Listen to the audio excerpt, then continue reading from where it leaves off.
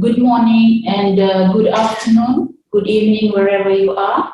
On behalf of the Vanuatu government, I'm officially taking this time to welcome you all to this virtual meeting.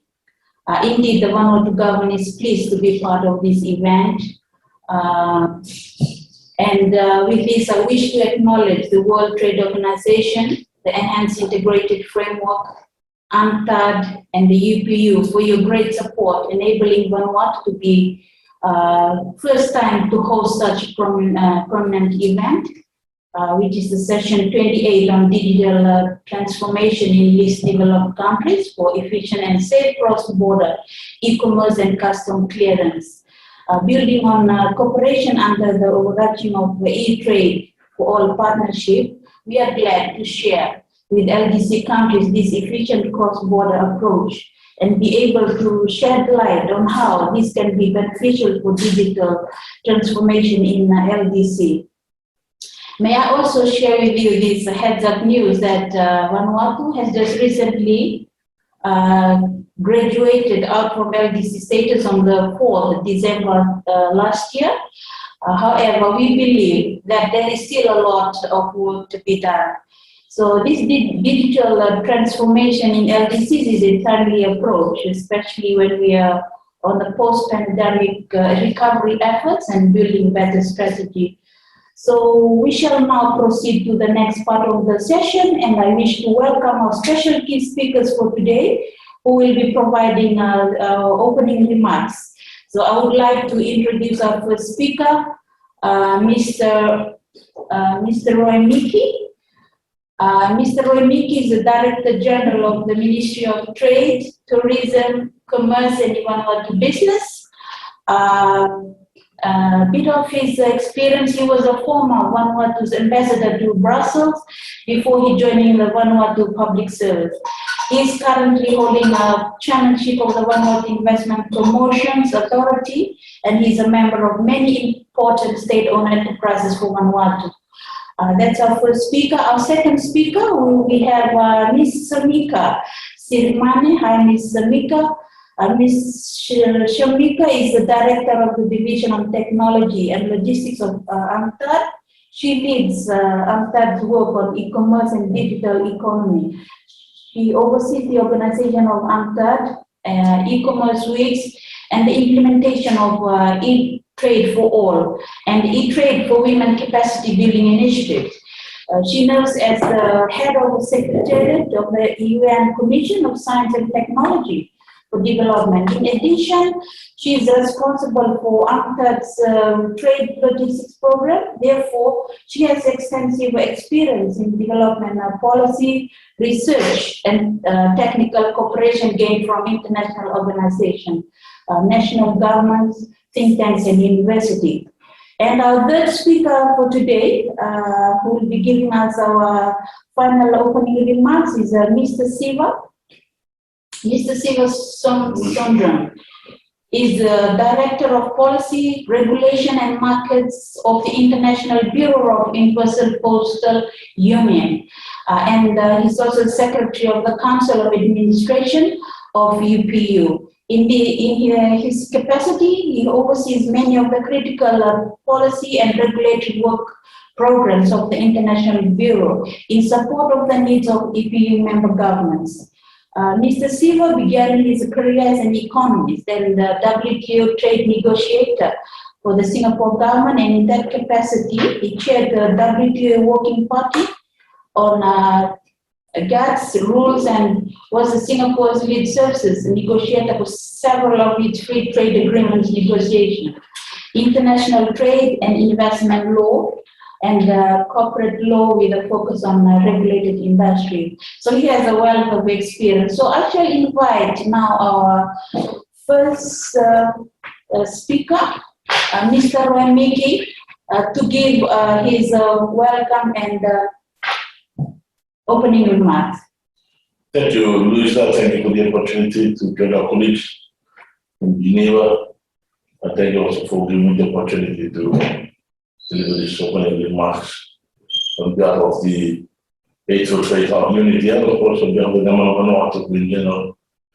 Our colleagues from the WTO Secretariat, those from the EIF, the engineer from the WTO, Director Wongdat, Director EBU, Universal Postal Union, ladies and gentlemen. Good morning, good evening, or good night from wherever you are. The world is as big as a small village. Let me begin by saying, extending our, I think it's an honor for one to be part of this prominent event, as mentioned by Luis. We all understand how digital transformation, e-commerce and new digital technologies are rapidly changing the economy around us. I want to be part of this world of transformation.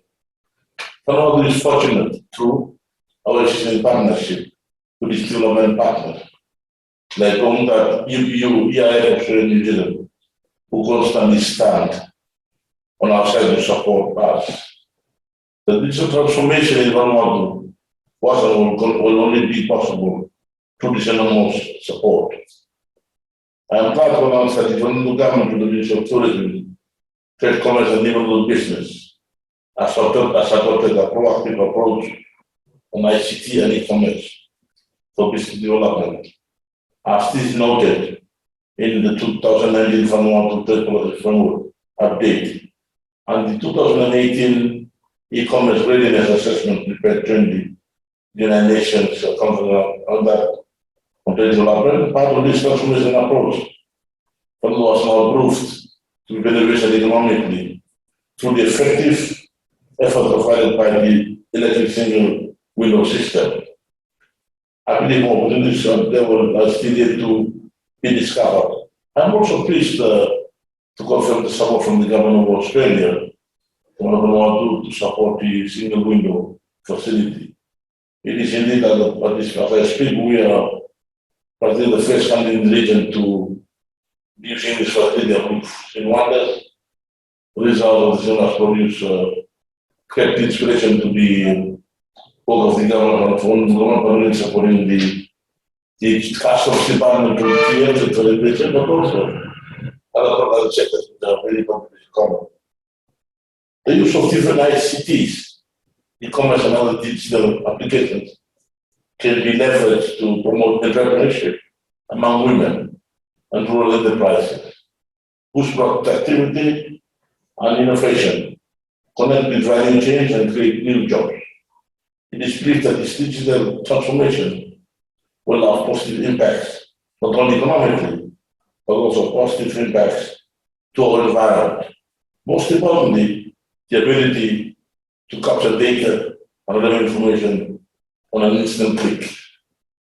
In today's panel discussion, I tell my panelists to be sharing from his experience on electronic single window, as I mentioned, both from the government, especially also from the private sector. We will also be attended through the continued role played by the Global Postal Agreement, particularly on an approach to illegally postal packages into the system by postal operators and customs administration. I hope this will be very interesting to most of our other LDCs and developing countries in general. Once again, I thank you for this opportunity, and I wish you all a very fruitful and productive discussion. Thank you very much. Thank you very much. Director General Roy Mickey, for that remarkable opening remarks.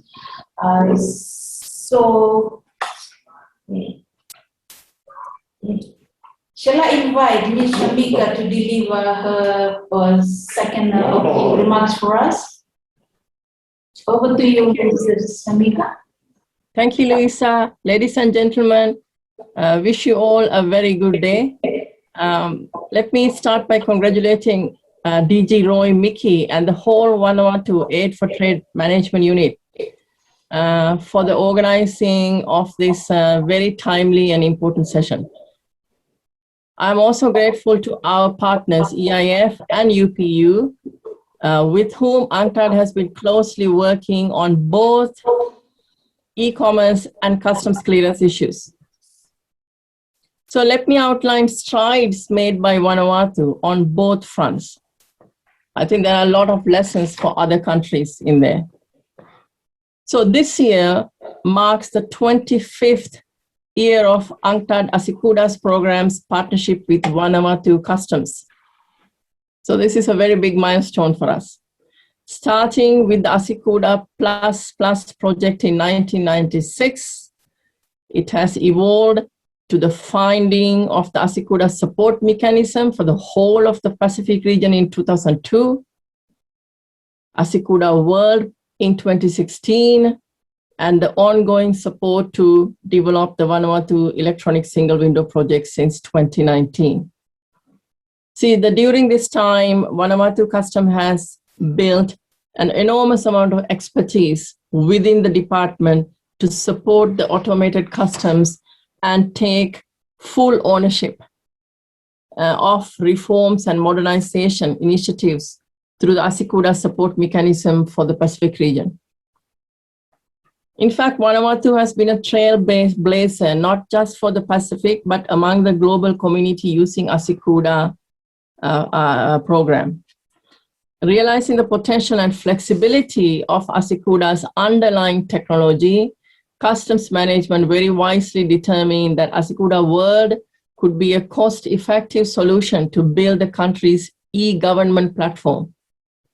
So from Vanuatu, then came from that came the ASYCUDA passenger module, we call it ASYPX, used to process travelers entering and leaving the country, and the sanitary and phytosanitary module called ASYSPS that has reduced the SPS application process from what used to take days and days to as little as 10 minutes now. So now, let me get to the e-commerce side. With regard to e-commerce, this COVID-19 pandemic has made it even more urgent to accelerate the implementation of digital transformation. There is an increased awareness of the potential benefits of e-commerce, as a valuable digital solution for coping with the lockdowns and social distancing. And some of the studies that we have done show very clearly, and this is going to be a trend that's going to stay after COVID-19. So e-commerce is not going anywhere. It will go up and up. At the same time, this pandemic has also further exposed gaps in policy areas central to improving the digital readiness of developing countries. So here, I want to mention UNCTAD's e-trade readiness assessments offer a very good basis on which to build countries' recovery strategies through a set of country-specific policy recommendations. In fact, these are developed through a multi-stakeholder partnership. So it's not just a bunch of people coming helicoptering to a country and coming up with recommendations. They're talking to all government agencies, the private sector, and international partners like UPU and us, and through which partnership you develop this basically needs assessment work called e-trade readiness assessment. In fact, since 2017, when we started conducting this work, we have now completed 27 such assessments, 5 of which in the Pacific region. And demand keeps growing. But just the assessment is just the beginning, because assessment looks at, it's a SWOT analysis, strengths and weaknesses and opportunities and so forth, and what then needs to be done. The range of challenges that policymakers need to address in the context of e-commerce requires the involvement of many ministries, in fact, a whole of government approach, and that then may need also additional support from the development community. Various kind of skills, expertise that we can bring to the fora on, say, on the regulatory frameworks, skill building, automating post offices, and endless list, improving logistics and bringing experience from other places. So, of course, it needs a lot more engagement of development community with developing countries. And so this is where I think, Luis, you mentioned the e-trade for all initiative, and this is where the strength of this program comes into being. It's a collaboration between 32 organizations to provide solutions to help developing countries harness e-commerce and digital trade for inclusive development. It's a group of us coming together rather than coming and doing small projects here and there, but we come as a force. So let me give you an example. In 2021, UNCTAD and the UPU, our trusted, a great e-trade forward partner, launched an effort in 22 LDCs to facilitate the clearance of postal packages through the exchange of pre-arrival and pre-departure information between postal operators and the customs administrations. You will hear from panelists and also from Siva how this is being implemented in Vanuatu through the Asikuda CDS interface project. And this is with the support of EIF, another partner of our E-Trade for All family. So this is an example on how to make the best use of a multi-stakeholder platforms, such as E-Trade for All and country-tailored solutions provided by partners. So they are not just one size-fit-all solutions. See, at the regional level, I want to let you know UNCTAD is also working with the UNCDF and other partners to help Pacific Islands develop national e-commerce strategies. For example, we just received requests from the Solomon Islands and Kiribati, with 2 more to follow. UNCTAD will also be complementing work led by the Pacific Islands Forum Secretariat towards the development of a regional Pacific e-commerce strategy and roadmap. Through the preparation of a regional digital economy report that will inform and help ignite policy discussions on this topic, and through capacity building also for ICT-related data collection and empowerment of women digital entrepreneurs in the region. So we will have a lot more presence in the region. For us, the small island developing countries are extremely important for UNCTAD work. And you also probably know, next UNCTAD ministerial, it's every 4-year meeting, it's a ministerial meeting, is hosted by a SID, Barbados, and the SID's concerns are very much at the forefront of our work. So let me now stop here saying that the digitalization will need to be given yet more attention in development strategies as we approach the 2030 deadline for the SDGs, and also to strive, as you prepare for the conference on the least developed countries taking place in January 2022, and more things coming your way. So Vanuatu's digital transformation efforts have played a pivotal role in promoting countries' graduation from LDC status. And we are very confident that this experience can be a model for other countries too.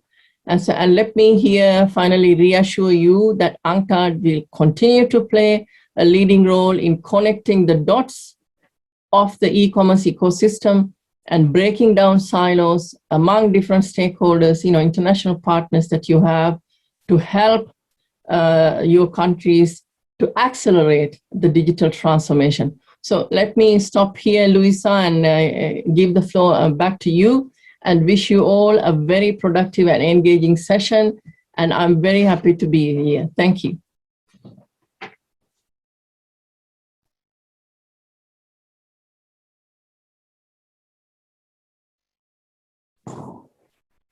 Thank you very much, Mrs. Samika, for that reassuring remarks.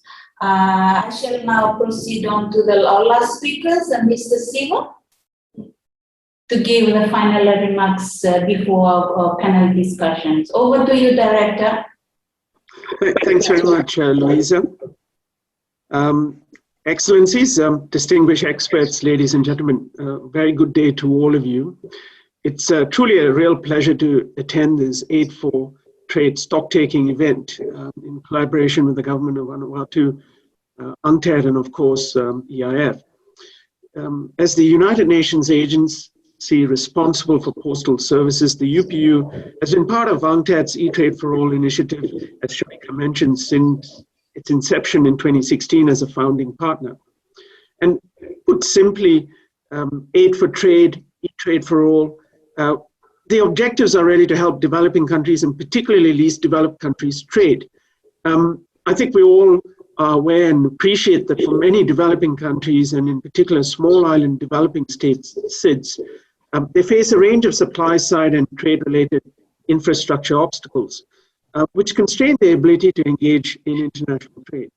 Now, the UPU fully supports these initiatives, as Shamika also pointed out, because they encourage governments and donors to recognize the role that trade can play in development. They're built on cross-sectoral and institutional synergies. These initiatives seek to address the trade-related constraints through holistic policy frameworks and whole-of-government approaches. And here at the UPU, we believe all of this will actually help amplify the impact of these initiatives on trade and development, and importantly, on economic growth. And given our particular mandate, we see the important contributory role that the postal sector can play in the countries concerned. Over the last year, COVID-19 lockdown restrictions around the world have had a dramatic impact on cross-border e-commerce, including a reduction in the volumes of international parcels that postal operators are managing. Now, the growth of e-commerce globally has meant a flourishing of packages sent across borders. But it's also true to say that the pandemic has caused a temporary decline due to transport capacity disruptions, border closures, and changes in consumer behavior. But despite this, we are expecting global postal supply chains to adapt quickly in the course of this year. And the UPU is working very closely with its member governments and their postal designated operators in monitoring the disruptions and, importantly, finding innovative logistics workarounds.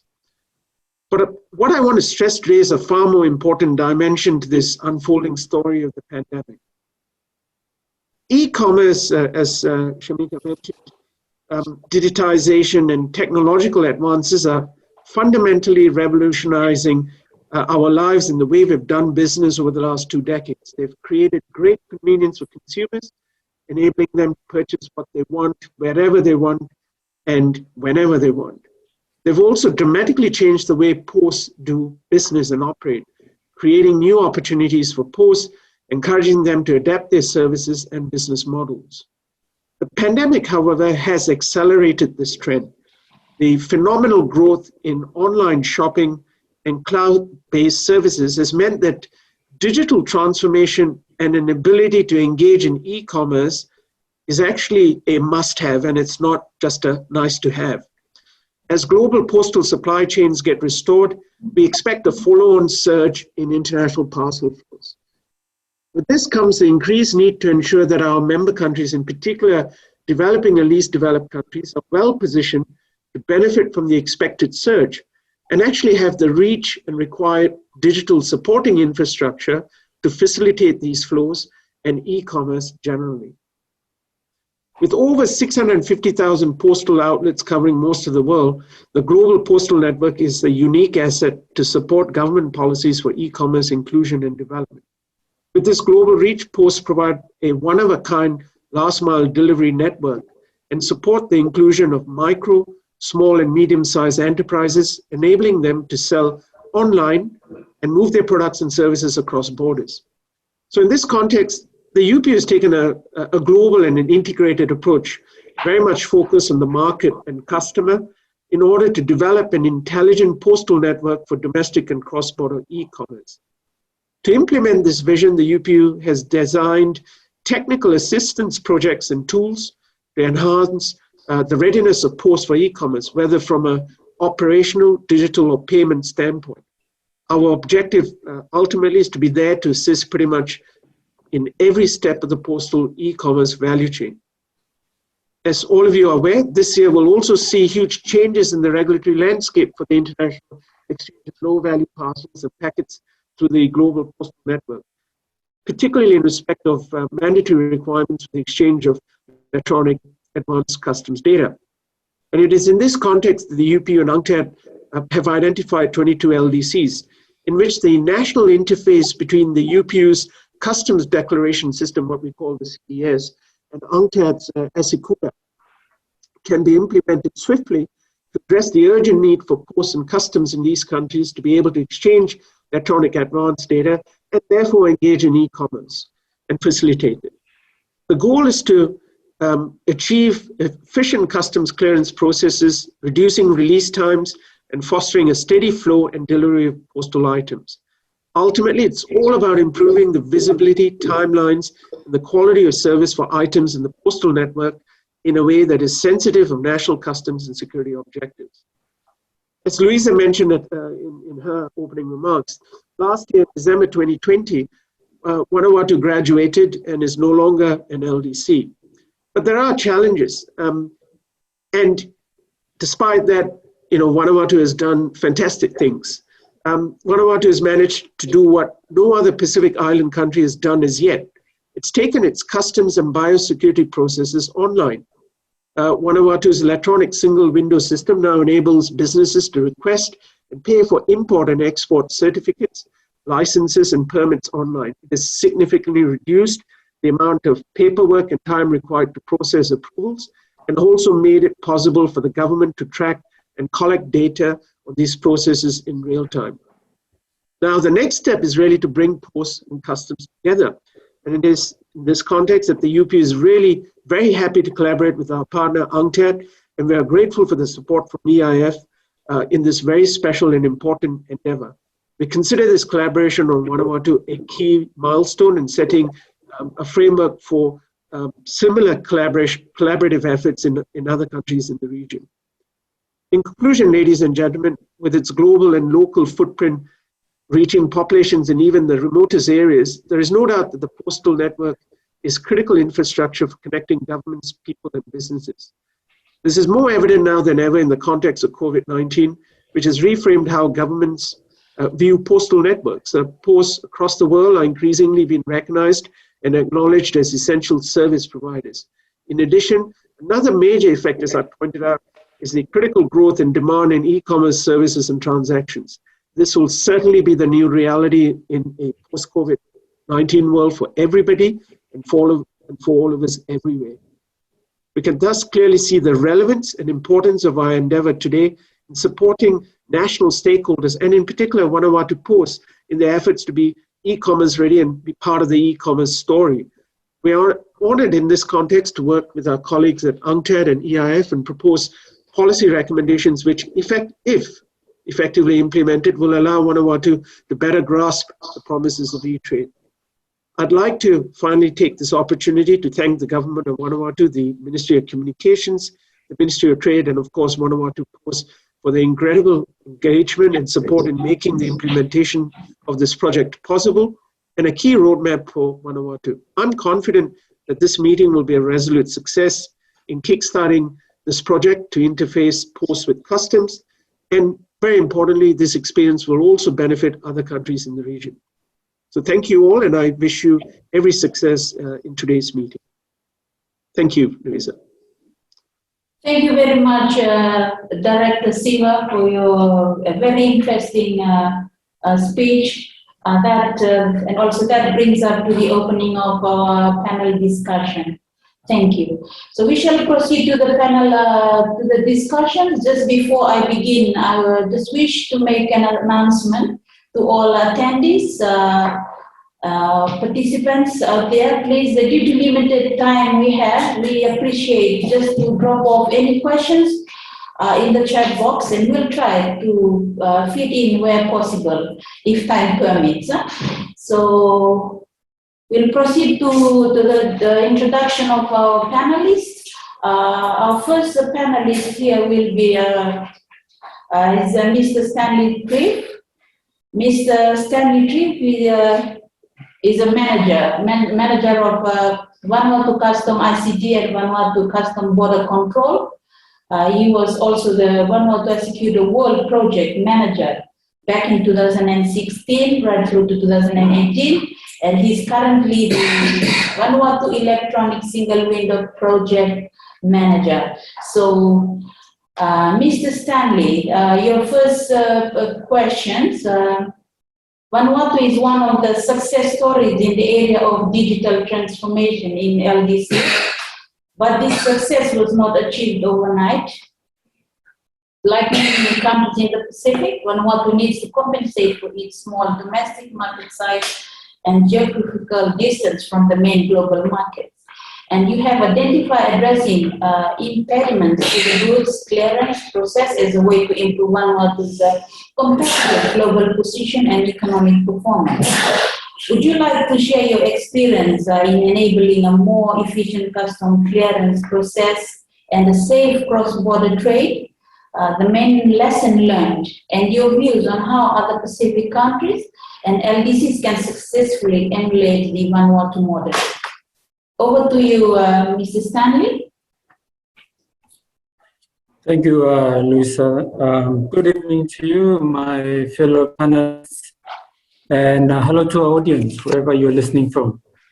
And thank you for giving the Vanuatu Electronic Single Window Project the opportunity to share some real-life experience in this Aid for Trade session of our efforts to facilitate trade in Vanuatu by applying digital transformation with the introduction of an electronic single window system. To enable an efficient customs clearance process and a safe cross-border trade means that customs has to make sure that all the regulatory requirements are met prior to the release of goods. The Vanuatu government realized that to achieve this would mean investing in some digital transformation to ensure that the agencies concerned can assist traders by processing the regulatory requirements electronically using an online system.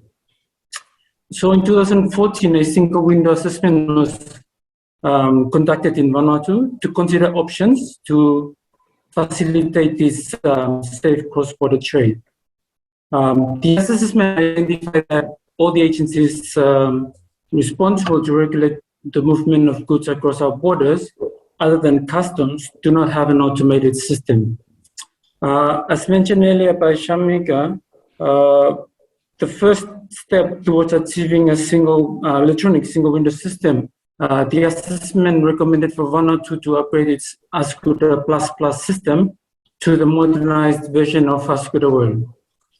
The assessment further made an important recommendation for Vanuatu to consider actually using the Ascuda World as its single automated system to be used by all the identified regulatory agencies. These recommendations was approved and endorsed by our National Trade Development Committee. The Vanuatu government therefore made the commitment to fund the $1 million upgrade to Ascuda World. This project was considered as the first phase of the Vanuatu Electronic Single Window Project, and which was successfully completed in 2018. Following the implementation of Ascuda World, Vanuatu was fortunate to receive support from the Enhanced Integrated Framework, EIF, and the Australian government to fund the second phase of the Single Window Project, which was to automate the other regulatory agencies. During the inception of the Single Window Project in early 2019, it was identified that Biosecurity Vanuatu would be the first agency to be automated due to its high level of intervention against the volume of trade. Biosecurity Vanuatu was one of the identified agencies that has never had an automated system, meaning the application and processing of permits and certificates and the clearance of goods at the border have always been done manually in a paper-based environment. So now with the automation of biosecurity in the single window system, permits and certificates are being processed online in Vanuatu for the first time ever. This online development went live in Vanuatu on 24th of March 2020, which is exactly a year ago yesterday. Just as we went on the lockdown due to the global pandemic. Having a biosecurity now using the Ascuda system meant that this border agency can now join customs to also have online access to cargo manifest and cargo clearance, rather than on paper like they used to in the past. Cargo clearance is therefore submitted once by the traders into the system with automatic verification of the biosecurity permits and certificates, before clearance can be processed electronically by both agencies in a risk management approach. This process has now become more efficient and transparent with increased data integrity in real time. This level of transformation from manual processing to digital with little to no human interaction at all has had a huge saving in processing time. In 2020, we estimated that over 85% of paper reduction and over 65 or 67% reduction in physical trip to bicycle offices, and therefore a reduction in fuel consumptions for the traders. We believe that this will have a direct impact on our environment. May I conclude to say that it is challenging convincing an agency to be involved in a modernization project, which is understandable if the agency has had no past experience with automation and therefore would not be able to comprehend how the introduction of a system will affect their processes. Furthermore, automation may not have been a priority for the agency. Now, to overcome such challenges, we made sure in Vanuatu that the single window project has a strong governance structure, as well as a dynamic public relation. We also make sure that there's good communication and engagement with the agency to ensure ownership and commitment on their part. I would strongly recommend such approaches to ensure a successful outcome of any modernization project. Thank you, moderator. Thank you very much, Mr. Stanley. Our second panelist, Mr. Constantine. This is a question coming over to you. Mr. Constantine is a senior custom advisor of the Executive Program, the largest technical assistance program of UNCTAD. Executive Program has played a major role in the modernization of the custom administrations in almost 100 countries around the world, and for being there for 40 years. So Mr. Constantine has been a long-standing involvement in the business analysis and design of various single window and executor cross-border e-commerce component, such as AS or PCD, and for establishing and facilitating the exchange of electronic customs information between designated postal operators, UPU and custom administration, and many more. So a question for you, Mr. Kuta. We know that UNCTAD Executive Program is currently involved in several initiatives for digitizing global trade and facilitating cross-border e-commerce. Could you please provide us with more details about the respective initiatives and their current status? Over to you, Mr. Kuta. Thank you, Luisa, for your question. Currently, UNCTAD Executive Program is involved in two major initiatives for digitizing global trade and facilitating cross-border e-commerce. The first initiative, joint UNCTAD-UPU partnership, is aiming at establishing and facilitating the exchange of electronic advanced data between post using the UPU CDS system and customs using the UNCTAD Executive system, as to enable an efficient customs clearance process and the timely delivery of postal items. From an operational viewpoint, I would mention here just 5 major project outputs. The first one is the implementation of the Executive cross-border e-commerce component for postal items, ACPSD, enabling the introduction of the electronic version of the CN22 and 23 forms as to replace the paper documents. The second major output is related to ensuring interoperability and data exchange between post and customs, enabling the reuse of data through the supply chain. The third one is related to provision of support for interagency cooperation and information sharing, as to ensure real-time or near real-time response or intervention from all relevant government agencies, not only customs. This is to ensure that the legitimate shipments are rapidly cleared and the risks are effectively managed with minimum intervention and delay. The fourth one is to support the separation of release from clearance. And the last one is to introduce an effective and efficient revenue collection through availability of electronic payment options and also various revenue collection models, including the facility for designated postal operators, sellers or buyers to use prepayment accounts or credit accounts for the deferment of duties and taxes, if supported or allowed under the national legislation. The Asicuda cross-border e-commerce component for postal shipment has been piloted in Gibraltar.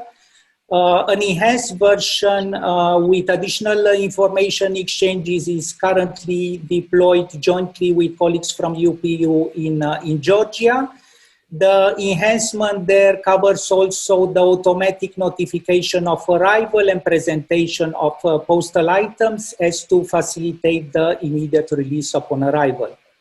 The second major initiative is the Asicuda cross-border e-commerce component for express shipment, which is about enabling the introduction of pre-arrival and pre-departure processing for express consignments, all in line with the Articles 7.1, 7.3, and 7.8 of the WTO TFA, and also, of course, the provisions of WCO, Revised Kyoto Convention, the Guidelines for Immediate Release, and the Cross-Border E-Commerce Framework of Standards.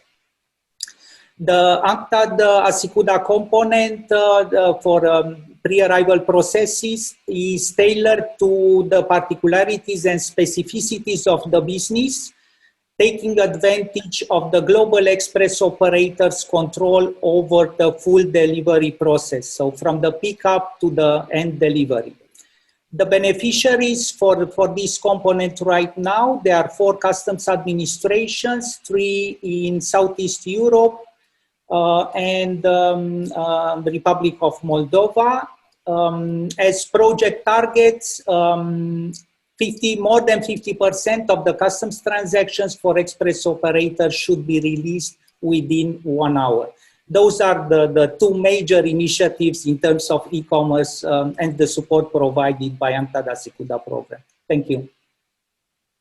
Thank you very much, Mr. Kita, for the explanation. Just a quick question while you're still online. Just a quick question. Are there any plans to connect IFITO to Asicuda's system in the future? If you can just provide us with a quick answer to that. Yes. Now I have to have announce here, because we have also an SPS, an IFITO solution, which is already integrated with the customs declaration processing system, and my colleague JV can provide more information about this because it's currently implemented in Vanuatu. However, we are working also with partners from other organizations to receive the funding and to implement the link between also the IFITO provided, the solution provided by IPPC with the Asicuda Customs Declaration Processing System. Thank you. Thank you very much for that. For the audience, please keep by your questions in the chat box. We will try to attend to your question if the time still permits for us. So we'll now invite our third speaker, Mr. Xavier Gazia. Mr. Xavier Gazia, he works as the custom program expert at the Universal Postal Union. Part of his role is to assist postal operators and custom administration in implementing electronic advanced data exchanges to facilitate a more secure and efficient custom clearance process.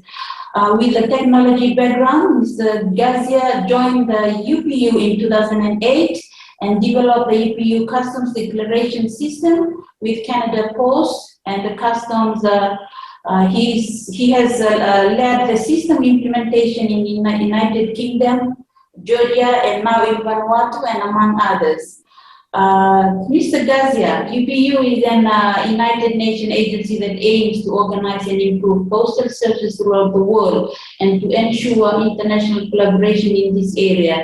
So what are the critical challenges for most posts in LDCs to ignite the required digital transformation? If you can just provide further on to that.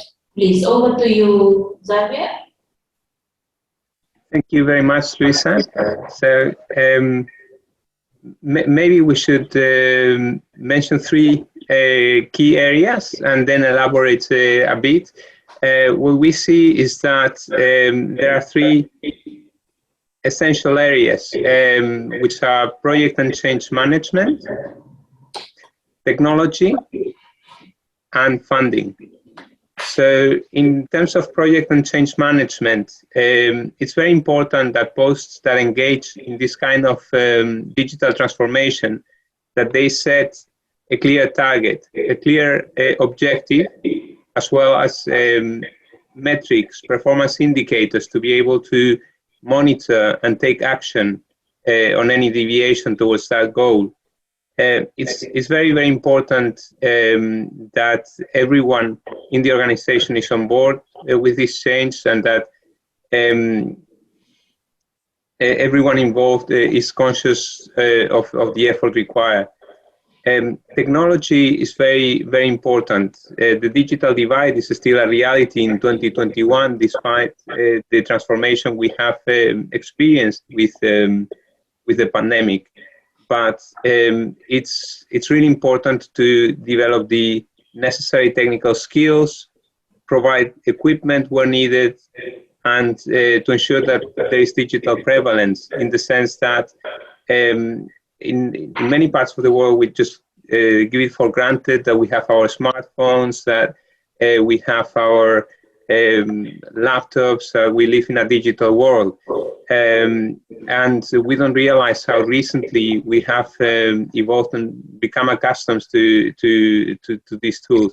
So there's this part of technology adoption that is important, not just at the organizational level, but also with all the stakeholders and partners of those organizations. So in our case, the postal designated operators, they need to define interfaces with their customers. So the SMEs that are trying to export, to be able to retrieve the data and transmit it in a timely manner to destination. Also to meet regulatory requirements, because now the UPU regulations require designated postal operators to transmit the data, the customs declaration data in advance. And this is being enforced also by national legislation in many of our member countries. So it's a big transformation now of the postal network.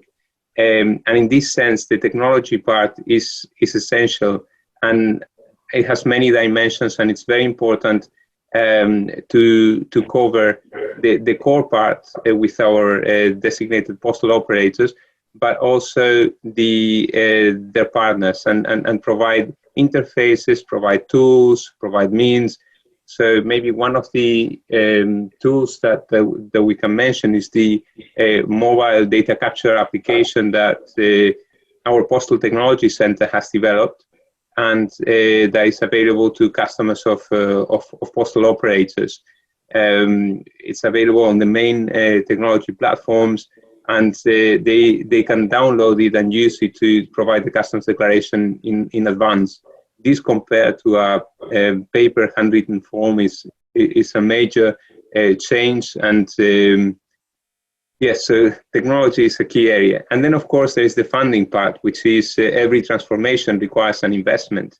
So it requires the mindset, as we mentioned before, the correct project and change management skills. It requires to have the correct technology focus and skills, but also there is the budget and cost I mentioned. There's the funding part that is essential. So I hope I was able to provide you a high-level overview of what's needed for this, let's say, to face and to meet these challenges from a postal operator perspective. Thank you, Luisa. Thank you very much, Xavier. Just another, please take note that we have only 45 minutes, so we try to speed up the time. Let me turn now for the speakers, Mr. Andrew Lunamel.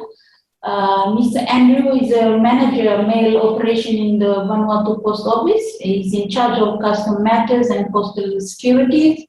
He was appointed to be the operational UPU operational readiness for e-commerce regional project facilitator for the Pacific region. That's way back in 2017, and he's also the UPU postal security auditor for the Pacific region.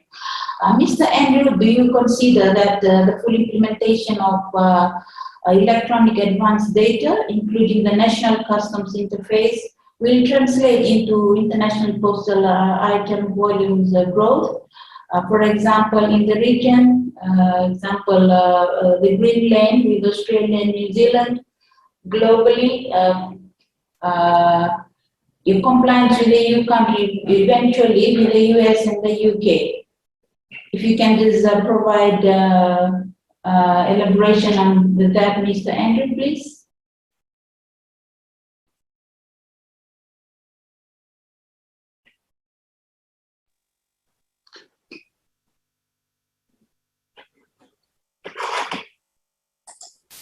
Sorry, let me start again. Good evening, Luisa, and all my friends, and good morning wherever you are.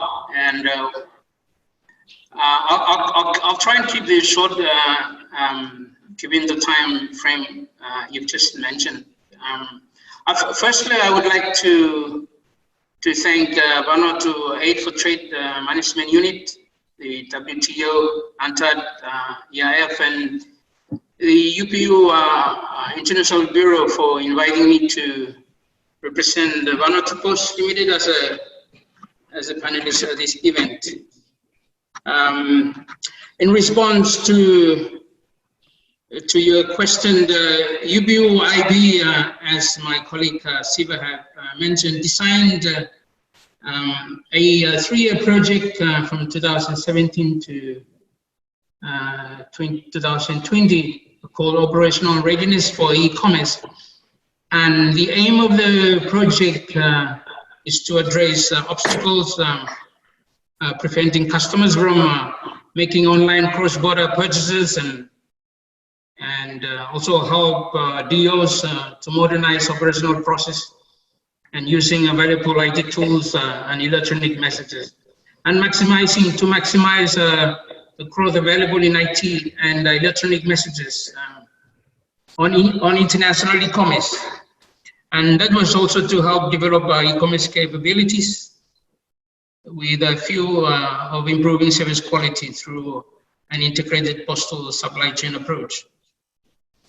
Exchange of electronic advanced data with customers stood as one of the main KPIs of the project. However, after the 3 years, no countries in the Pacific region have been able to achieve or implement this EAD interface due to various reasons with customers in their respective countries. For Vanuatu Post, we implemented the customs declaration system mentioned previously back in 2017, and since then we've been able to send and receive item messages with other designated operators, or DOs as we call them, using CDS.post. But customs clearance on inbound items is severely impacted by the lack of an electronic advanced data interface with Vanuatu Customs. Therefore, Vanuatu Post is extremely pleased to see that the EAD interface between post and customs in Vanuatu is now happening. And of course, this will enable exchange of customs declaration data with customs and also expedite customs processing on international mail while increasing postal supply chain security and cost safety, translating into more improved and predictable delivery service. Beyond the security and safety benefits, we consider there would also be important export benefits to Vanuatu in the implementation of the interface.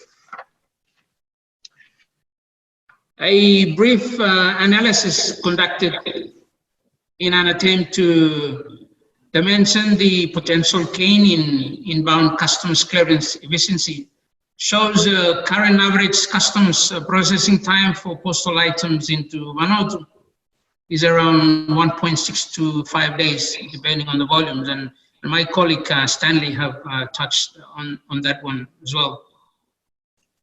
Therefore, the expectation with the exchange of electronic data is that customs clearance postal items could be reduced to 0.5 days or even less. And that could see a growth of international postal volumes in the region, especially from Australia, New Zealand, and eventually with other countries. As Siva had mentioned, one of the biggest challenges we're facing in the postal environment is delivering on time and effective risk management to tackle challenges stemming from small and low volume shipments. Therefore, accurate and timely EAD will help improve general risk management, customs clearance, and improve delivery process. Before the pandemic, we witnessed an increase in e-commerce, international and inbound, by approximately 30% compared to previous years. We believe that with this data interface and harmonizing customs inspection process will help improve overall customer experience and see further increases in imports. May I conclude to say that this interface will be considered as a great achievement of Vanuatu Post as a designated operator to help facilitate and increase in process efficiency on goods arriving through postal stream. Thank you. Thank you, Mr. Andrew. Your next question, could this potential growth and facilitation of international postal item exchange translate into Vanuatu Post customers gaining increased access to trade opportunities? Thank you. Certainly, imports and exports will benefit in the long run from this initiative. Exports to countries requiring data provisions will be simplified and made accessible to small and medium enterprises. Vanuatu Post customers may gain access to green lanes in Australia, New Zealand, and other export countries. On that note, I'm pleased to say that even with the current pandemic, electronic data provision is currently being provided for approximately 70% of our e-commerce exports to US, Australia, Great Britain, and other countries through CDS.post. The input of the data is completed by our business customers and transmitted to CDS.post via API, and that enables export of ITMAT to destination countries in a timely manner. And of course, that is meeting applicable preloading advanced cargo information requirements, and as well as supporting pre-arrival EAD and associated customs processing. My colleague Xavier have mentioned in his speech on the mobile data capture, and we are pleased to say that we have successfully trialed that one with the help of Xavier and his team at the UPU IB, and our customers I can say that we are ready, and our customers will be able to start completing data via mobile application. On the import side, with the data interface to one of the customs imports will benefit from a more efficient customs inspection, as I already said, processing and translating into a faster delivery and better quality of service from a postal point of view. I hope I answered your question, Luisa. Thank you. Thank you. Thank you very much, Mr. Andrew, for your responses. So that brings us to the end of our first session. May I invite our second moderator to pick up from now. Our second moderator is Mr. Walter Trezek, who is the chairman of the EPU Consulting Committee, representing the wider private stakeholders to the union. And he is also the co-chair of the E-Logistic Working Committee of E-Commerce Europe, the umbrella association of the Europe National E-Commerce Association. Thank you very much, and over to you, Mr. Walter. Thank you, Luisa. Thank you very much, and I would like to congratulate you on your very good first half moderation. Thank you. We need to move straight into our first panelist. This is Konstantin. And Konstantin, the UPU in cooperation with UNCTAD has successfully launched a proof of concept project to facilitate the efficient post-customs declaration of postal packages through the exchange of pre-arrival, pre-departure information with postal operators and customs administrations. Would you like to share with us your experience in piloting such components, and do you consider that the solution can be upscaled in further countries in the region? Konstantin. Thank you, Walter. I will start from the last question. I believe it's easier.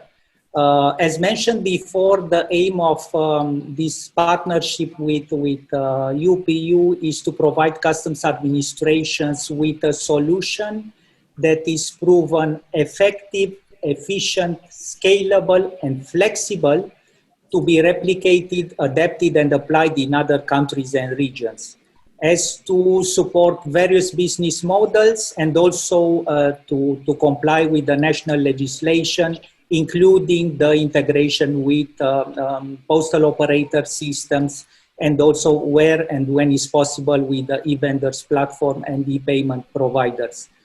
Vanuatu will be the pilot among the LDCs to exchange advanced data between post and customs and to use the enhanced version of our solution. The solution can be upscaled in further countries in the region as to support, on one hand, access to overseas markets, and on the other hand, to create, I would say, digital corridors or green lanes with countries in the region.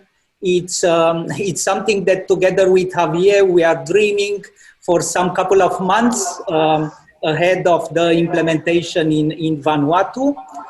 Coming back to the first question, lessons learned from the piloting of such component and challenges and opportunities from there.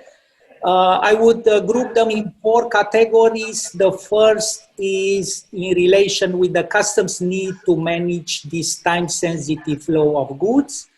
The clearance procedure for postal shipment should be streamlined and expediting, facilitating the processing prior to the arrival of the goods with a view to release them upon arrival. To achieve this objective, there is a need to timely and accurate information, ideally from the source, as to allow the early risk assessment. However, we've seen in the pilot countries that there are still countries or designated postal operators that are not yet in the position to provide advanced electronic data, and the information has to be captured manually upon arrival. So lessons learned, I would say, in this exercise is, on one hand, we have to accelerate the process of digitization in all the other countries. And on the other hand, we can use the opportunity and to create digital corridors or fast lane with countries that are already providing electronic advanced data. The second, for the purpose of effective and efficient revenue collection, we have to help customs administration and enabling them to carry out regular reviews and updates of the de minimis thresholds, taking into consideration inflation, deflation, the need to further simplify the processing of low-value goods, and also the need for proper revenue collection and trade controls. For the purpose of effective and efficient risk management, we have to support the implementation of risk management techniques for expedited shipments, enabling a more efficient risk analysis and targeting identification of risk areas on cross-border e-commerce, such as valuation, intellectual property rights, endangered species, medicines, narcotics, designer drugs, sanctions, prevention of fraud and illicit trade, and of course, ensuring compliance with regulatory requirements. In terms of automation in decisions, we've seen some possibilities to further enhance the information exchange between the two systems. And here we've seen, together with colleagues from UPU, the possibility to assign unique identifiers, TIN numbers, national ones for e-vendors or e-commerce platform, as to identify them as a trusted and reliable source of information in terms of HS codes, description of the goods and the quantity, value, and to process this information and to apply immediate release upon arrival, as the source is a trusted source. And also in parallel with this, to provide customs with capability to apply the authorized economic operator concept or equivalent to key e-commerce stakeholders by introducing green lane for this selected list of e-vendors or e-commerce platform. Thank you. Thank you, Konstantin.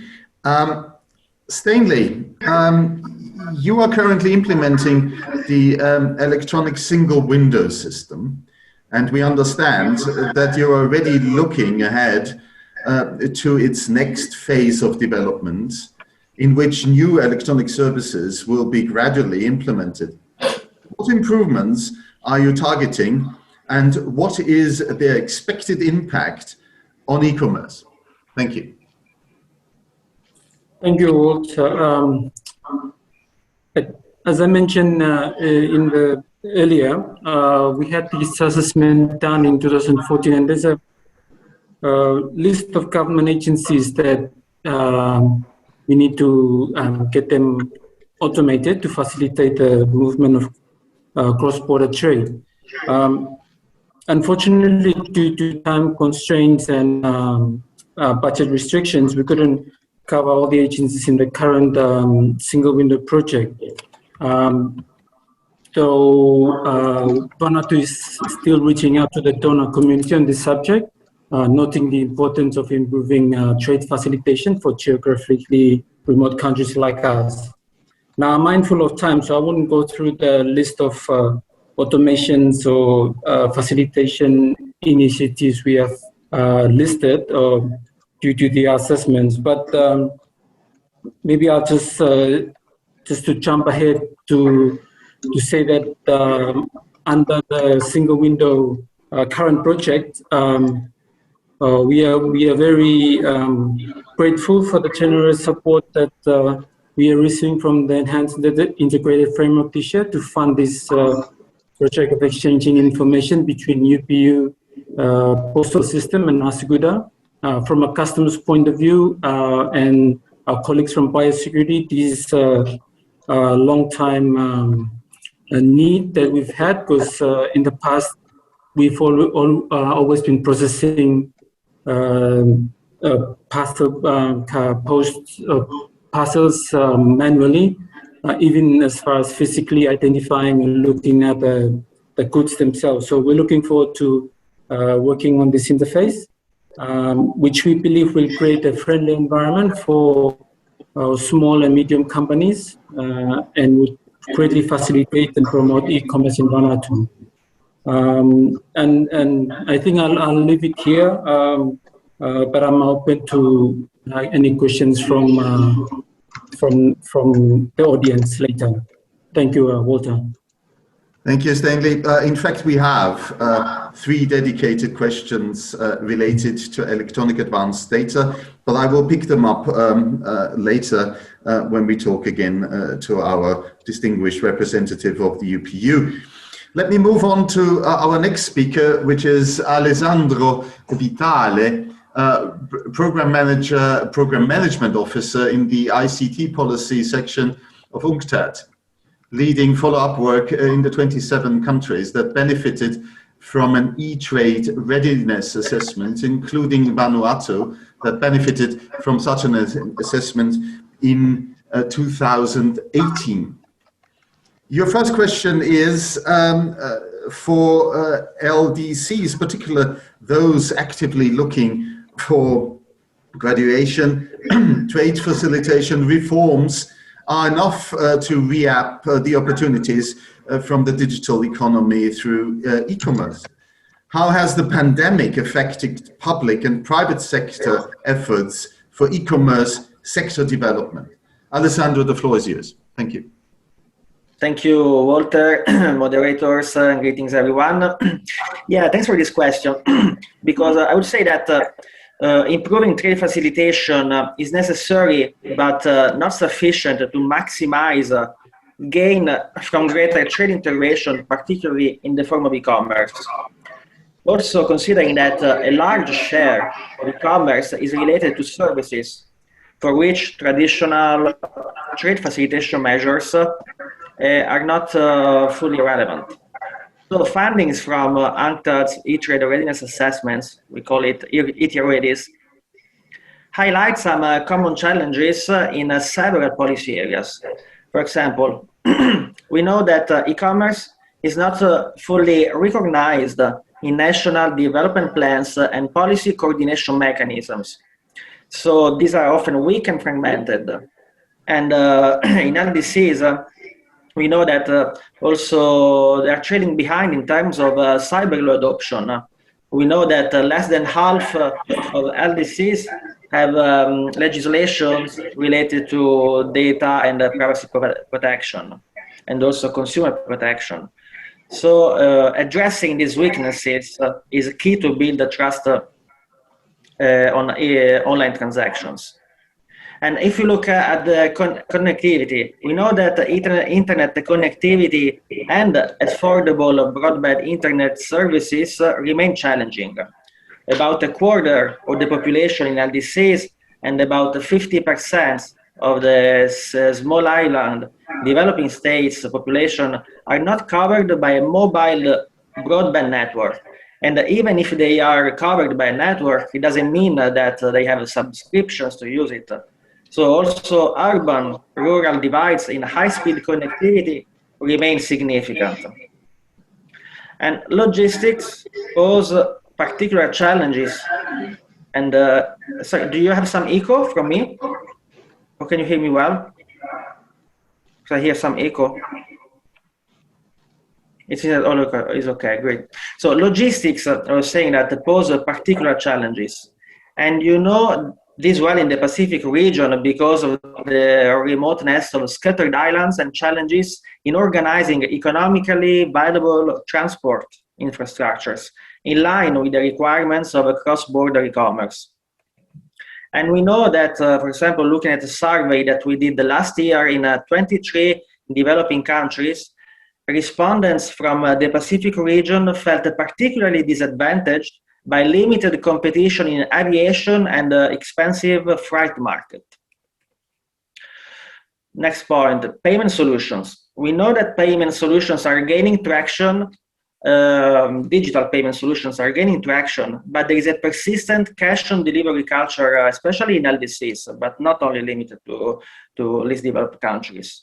and issues remain with regard to interoperability of different platforms and infrastructures, for example, when it comes to linking mobile transactions to national and regional financial switches.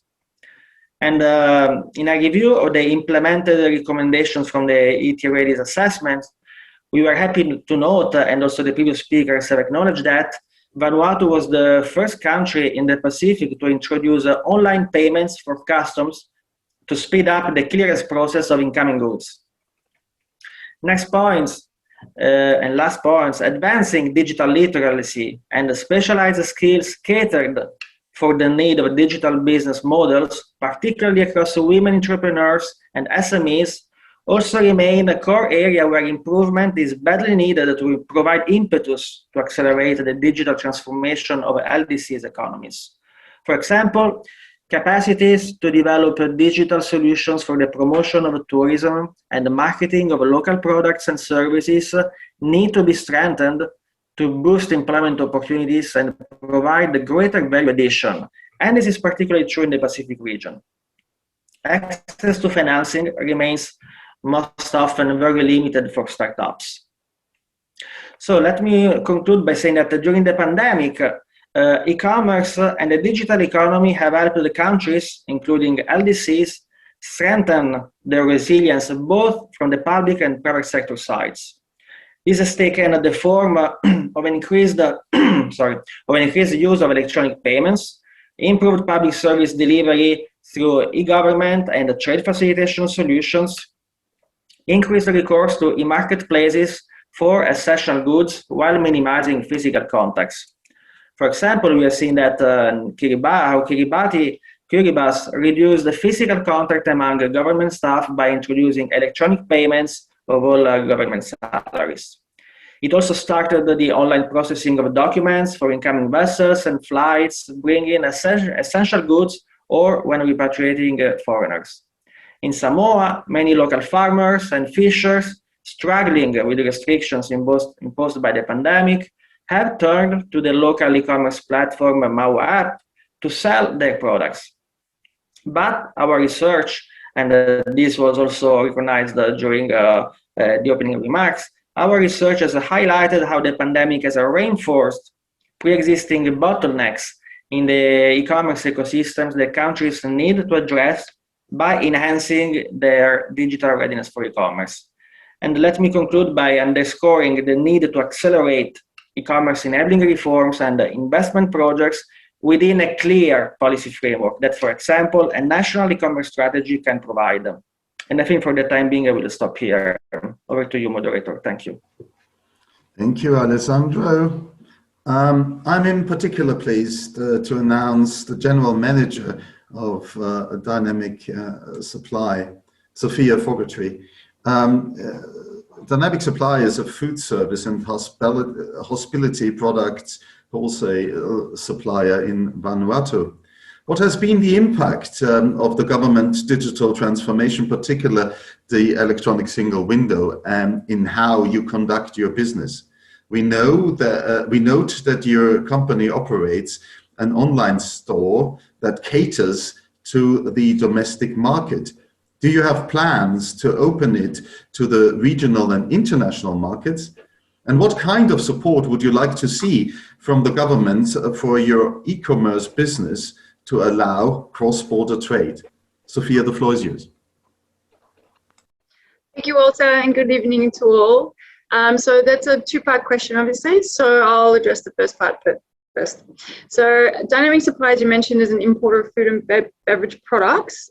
Primarily, we import from New Zealand and Australia into Vanuatu. So applying for plant and sanitary import permits are a weekly task for our team.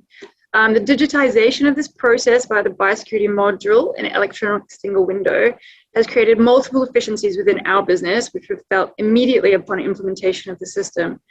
The ability to apply for permits online and be guaranteed a maximum turnaround time of 24 hours for approval saves us not only time, but allows us to be more agile when planning our shipments that demand quick turnaround time, and also when dealing with perishable products especially. So our experience has been that the direct result of this flexibility is an increase in trade and shipments into Vanuatu for our business in particular. So single windows also proven to have a positive financial impact on our business, as the portal enables greater visibility and also workability when applying for permits, which therefore results in less errors and reduced fees. The software also acts as centralized storage and and an effective data management system, allowing us to access past permits with ease. We've found this really helps streamline our internal processes and increase our reporting capabilities, which also in turn allows us to make better decisions for the business in real time. There's also an added economic benefit for the business, as well as positive environmental impacts, obviously. As mentioned prior by Stanley, I think we used to have to go 3 to 4 times to the biosecurity office on average just to lodge one application. So just in this streamlining of the operations by going online, we've reduced our carbon footprint. We're no longer wasting human resource by sending our team down. Obviously the fuel aspect and paper, copious amounts of paper, up to 20 sheets of paper for one permit. It's just outrageous. So we're really thrilled that we can be a part of this digitization. So ultimately it really has greatly contributed to an increase in efficiency and productivity within our business in particular. So thank you to all parties involved, especially EIF, UNCTAD, and of course the Vanuatu government. So part 2 for that question was around our business plans for e-commerce. So currently our current products are predominantly imported. So for those products, we're not looking to go international. However, we do have a side business banner called Project Local, which focuses on local producers, locally manufactured products, which we are then in turn trying to act as a online marketplace to then export these products. So we're working alongside the Vanuatu government with this project. Currently, we're focusing on Tahitian lines as our core product. And then obviously we would like to expand into other products and producers that are Vanuatu focused. So obviously to facilitate this down the track and enable growth beyond our current identified supply chains, it is our belief that the government support will be required to help foster international confidence in Vanuatu as a trusted trade partner. And we believe this will be through the development of efficient and secure methods to conduct e-commerce. From our perspective, access to a trade portal or something similar would enable us to showcase our products, obviously availability along with volumes and pricing, as well as the ability to operate within a trusted and legitimized arena. We believe this will be instrumental to our success in establishing Dynamic and Project Local in establishing the e-commerce footprint. In regards to solutions, blockchain around the world has been proven to be an effective framework. We believe this could potentially be the solution for Vanuatu. We envision this technology being helpful in many areas, notably to achieve greater traceability and efficiency within the supply chain from farm to export. Obviously, the technology allows for secure payment and transactions. Obviously, the digitization of the paper trail, as we've just discussed, we've seen, great success with that via single window. Additionally, the solution could also help to lower operating costs, which is, a high priority for most businesses, or all business probably now due to the pandemic, as well as hopefully foster greater collaboration between government agencies within Vanuatu and also internationally. So long story short, there's no doubt that the digitization of cross-border trade processes will be of immeasurable value to our businesses' export plans and Vanuatu's e-commerce identity as a whole. However, as previously mentioned, this is going to be entirely dependent on the government's prioritization of these goals and the rollout of such technology. So thank you for allowing me to share. Thank you, Sophia. Thank you very much indeed. Javier, as I already indicated, there are certain UPU-related questions, and I would like to make them available directly after I ask you your dedicated question.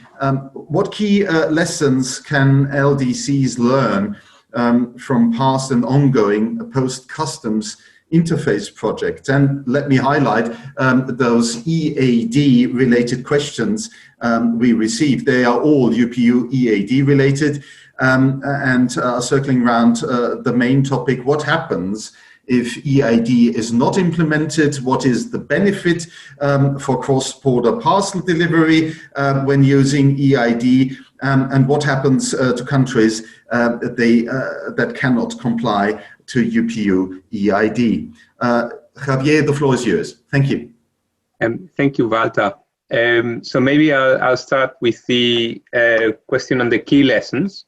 And a lot of this was already mentioned by our colleagues from Vanuatu, Andrew and Stanley, explaining how they have gone about their own digital transformation process and how they are collaborating to implement the actual technical data interface.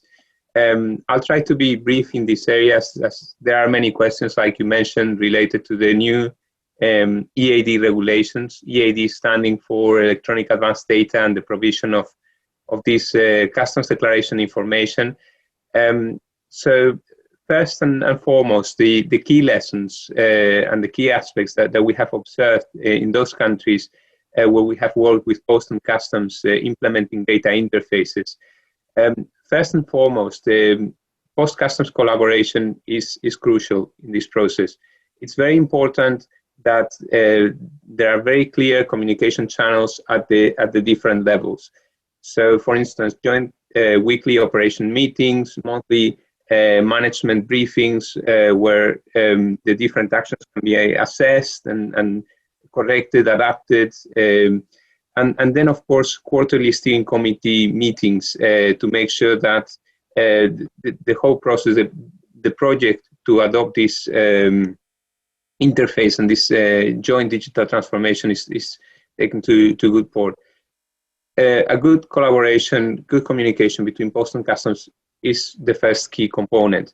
Then top-down support. Without it, the project is not going to be successful. It's very, very important that the heads of both organizations, the postal operator and customs, need to champion this project. Support from top to bottom, so that everyone knows that this is something that the leadership of the organizations is supporting and championing. Also, of course, key stakeholders like the Ministry of Commerce that we have today, their support and their advice. So, for instance, giving access to postal operators to the electronic single window environments or to national trade facilitation committees. So this is part of an inclusive approach. And then, of course, what we recommend and what we have observed working with many countries is that it's almost better to go with a gradual increment approach rather than a big bang approach. In some countries, they want to solve the entire problem from the beginning, design the perfect data world, and we think it's better to go one step at a time, to go gradually, so that you can gather lessons learned at each iteration. So following this agile approach will let you gather these lessons learned and adapt the way you're implementing this project. There is a lot of transformation, not only at the technology part, but also at the operations part.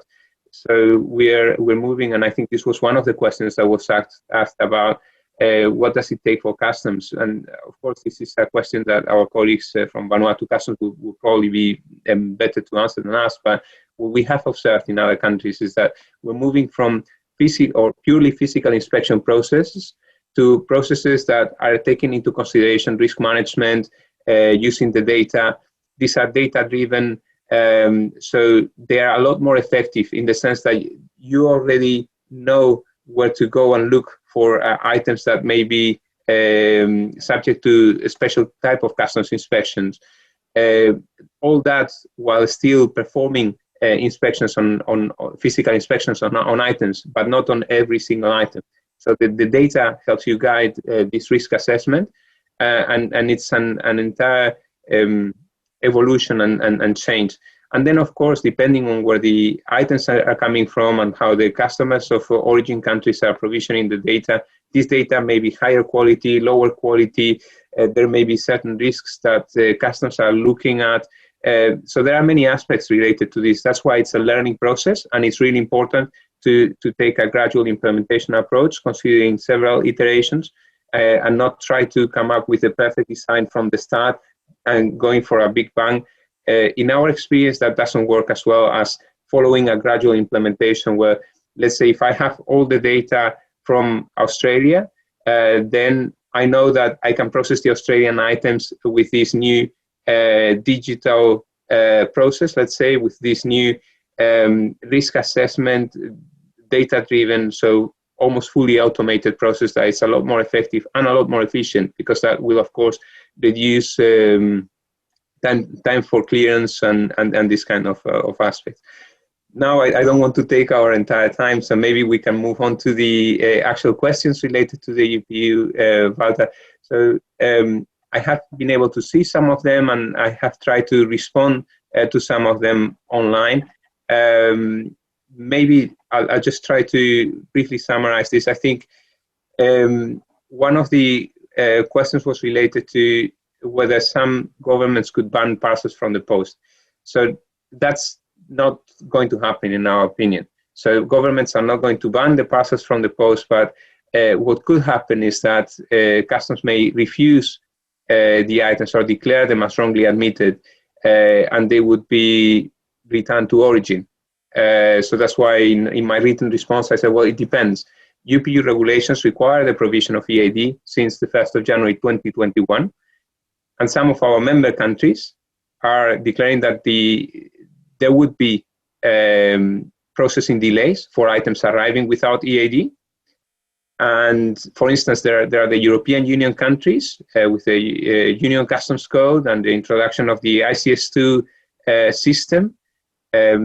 Designated operators of European Union countries are required to file the data for all items arriving from outside of the EU or containing non-EU items, which means if they don't receive the EAD, they have to be able to provide this data to the system. And if they aren't able to provide the data because of insufficient customs documentation, customs may refuse the items according to UPU regulations.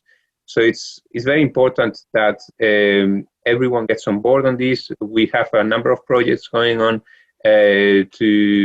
for capacity building and to make sure that everyone is on board with this change. But of course, there are many challenges associated to this. We were discussing ensuring the provision of data for all items, the quality of this data, ranging from postcodes to tariff codes to proper descriptions of content. There really are many aspects to it. And we also gave the other example of the United States of America, where they have their STOP Act that was approved by the Congress, requiring the provision of data for 100% of postal items containing goods, which means that, yes, in that case, items that arrive without EAD may be refused by customs. And it means we have new regulations that have entered into force, and now this provision of data is essential.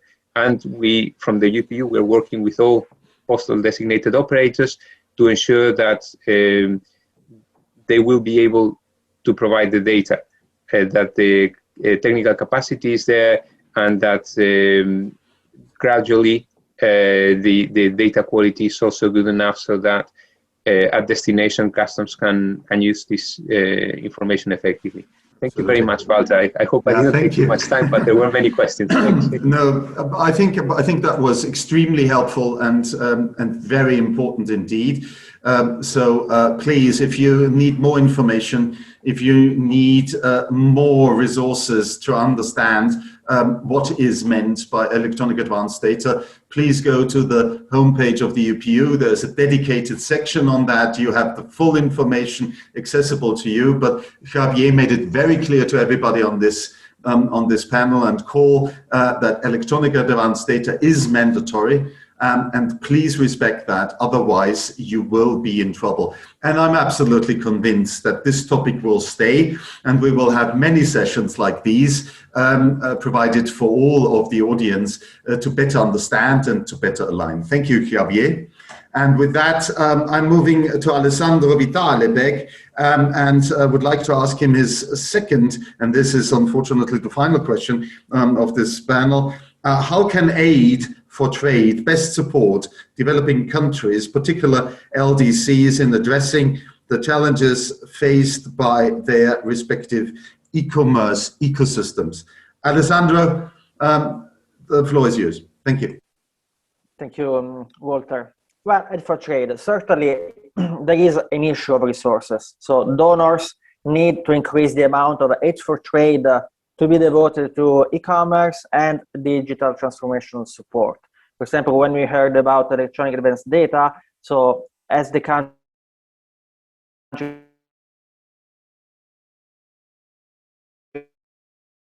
will have to bear costs to regulations for aid for trading and definitely. We know that the situation is gradually improving from the past. We are seeing, for example, in our UNCTAD program, which is attracting increasing commitments from, for example, Germany, the Netherlands, most likely Switzerland, and also UN agencies like the UNCDF. But still, this is far from keeping up with the pace of change in the digital economy and the growing demands for assistance, especially from LDCs. This has become even more of an issue in view of the pandemic. So aid for trade resources need to be aligned to national priorities, and governments must ensure continuous leadership to steer enabling processes for digital transformation. Governments and their international development partners need to work together. And I think we have heard a lot from previous panelists, the experience of how Vanuatu succeeded and made a tactical choice to invest in digital infrastructure and applications to provide government services, enhancing the resilience also to respond to recurrent natural disasters. So the experience that we have collected today with relation to the e-single window project, postal and customs interface, but also further efforts done by Vanuatu, for example, in expanding connectivity through satellite technology to the Pacific One, which is supported by the International Telecommunication Union and E-Trade for All partner. That speaks a lot in terms of how working together can provide targeting solutions by making good use of aid for trade resources.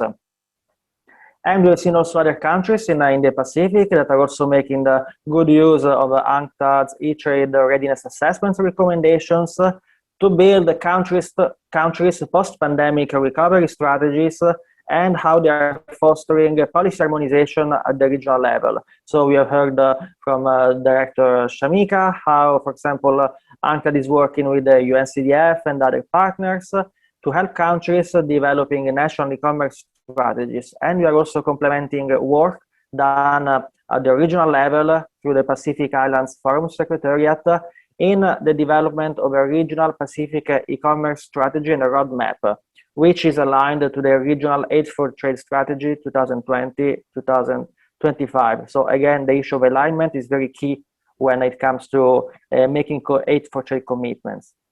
And let me conclude by stressing the importance of inclusiveness.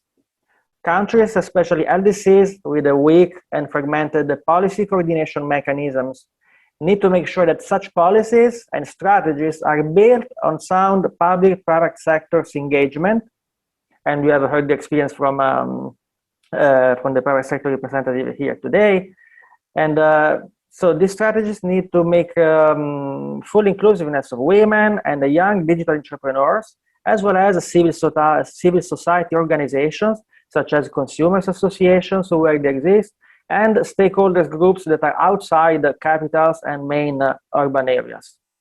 This, we are convinced, will lead to building unifying visions for e-commerce sector development that can be sustainably integrated into national development policies and financing plans, both from the government side and aid for trade partners. And I think I stop here. Thank you. Thank you. Thank you, Alessandro. Very well done. Thank you indeed. And this brings me to the end of this part of the session. I would like to congratulate again Vanuatu to its huge achievements. And I would very much like to ask Luisa to make the recording of this session available to us all, because there has been so much fantastic and good information being broadcasted by all the panelists that I'm quite sure none of us had the opportunity to actually understand all of it. I'm very much looking forward to listen to you all yet again and again and again. Thank you very much indeed. And with that, back to you, to Luisa. Thank you. Thank you very much, Mr. Walter. And I think that brings us to the last part of the session. I just want to take this time again to thank you all, to all the panelists who have participated this afternoon. As Walter has already mentioned, that their insightful message that come across, and I hope that that message is already passed on to our brothers and sisters, the LDC countries who are listening to us during this panel discussion. And thank you very much. Also, I wish to thank the EIF, UPU, UNCTAD for your support. So I think that's all I want to say tonight. And thank you very much, and have a good night.